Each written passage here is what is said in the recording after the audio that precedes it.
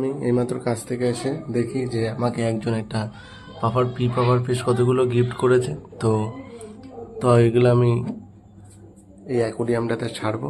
তো তো আমি আগে কোনোদিন পাফার ফিশ পুষিনি, তবে আমি দেখেছি জাস্ট।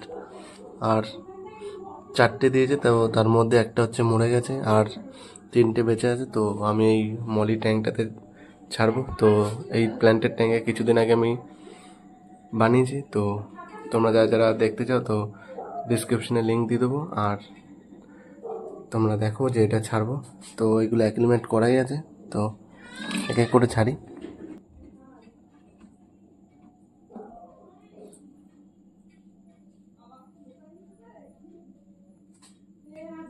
তো তোমরা দেখো কেমন লাগছে।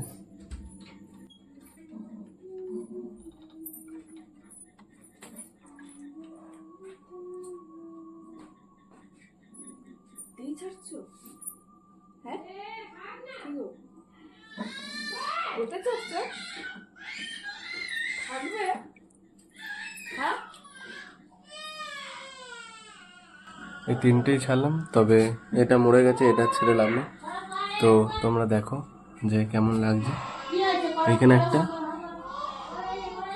আর এইখানে একটা ঢুকে আছে। তো এটা সেট হয়ে যাক, তারপর তোমাদেরকে দেখাবো। তার এই টাইম সেটআপটা কেমন লাগছে তোমরা কমেন্টে জানিও।